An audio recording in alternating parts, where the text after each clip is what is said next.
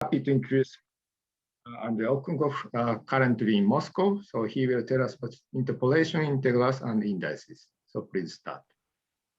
Thank you so much. I'm very, very happy to be at least virtually in Tokyo. I'm very much looking forward to the opportunity for visit IPMU in some near future, which is, anyways, is very much in my thoughts and dreams and plans, everything.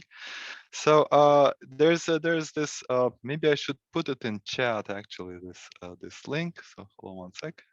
So if you're bored or lost, you can go forward or backwards.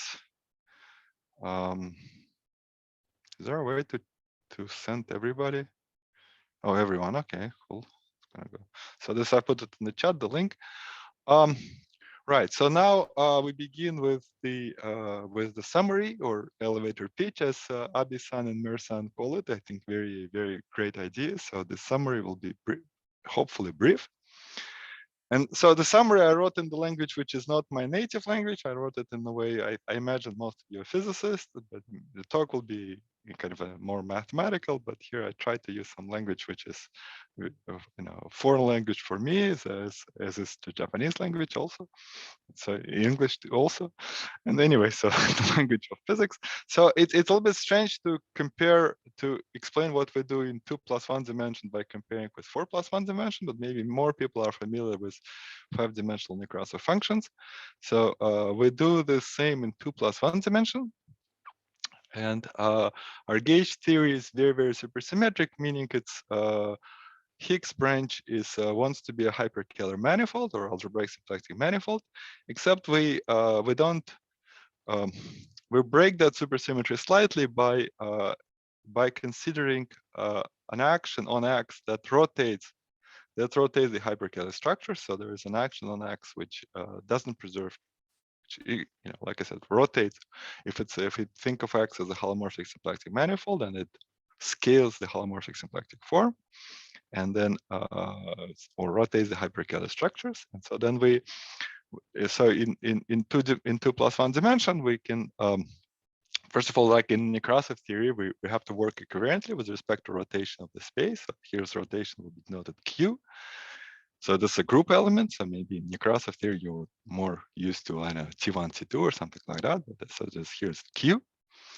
And then there's a fixed point of that rotation, and then we can put an insertion there. There's some operator we put alpha at the origin.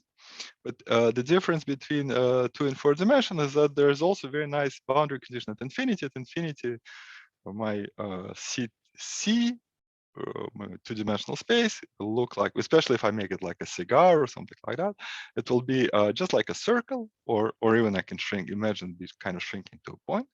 So there I can put another operator at infinity. And since it's best to think about as a circle, it's best to think of that as an element in kind of like K-theory of loops to X, or but as Misha and others will tell you that it's K-theory of loops to X. It's even better to think of this as elliptic homology. So at infinity, we have an elliptic homology class in X, and at the origin, we have an ordinary K-theory class in X. And so then when we do our count and kind of instant on count, this will be like an operator between the K-theory and elliptic homology. And this is very, very closely related to the work of many people at IPMU. And just to mention the kind of the senior members there, I already mentioned Misha, and then obviously X, the prime example of X for us would be a Nakajima variety. And in general, the geometric representation theory that goes into studying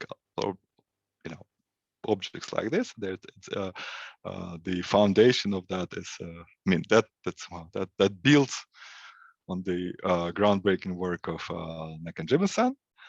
And also this sort of problems, especially not in 2+1 dimension, but especially in 2 dimension, this sort of problem were extensively studied in the past by Hori-san. And so, I can go on and on, but maybe I'll go to the next slide of that of that summary.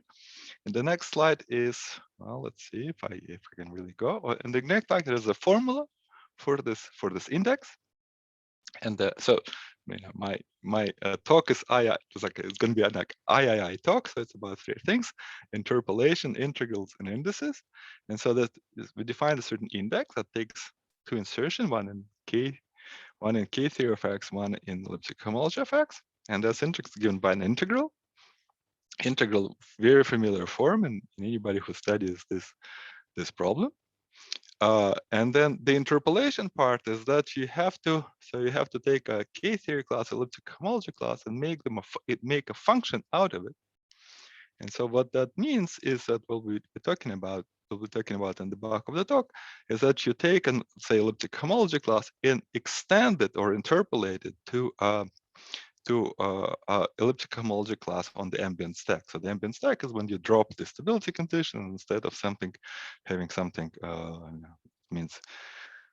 Well, we'll talk about in the bulk on the talk. And so then to wrap up this summary, such integrals, of course, very in a sense, they pop up in many branches of math, and then like for instance, they solve very interesting Q difference equations. So in particular, this formula tells us about solving interesting Q difference equation, and in general, they contain kind of lots of information, including so that there's a number theory in the title of this conference, and in principle, one can go that way too. I'm not gonna do this today because there has to be finely many words and finely many symbols in any given talk. But anyway, the talk will be about this integral and especially about the interpolation business in it. And that's my elevator pitch summary. So now I think I'll be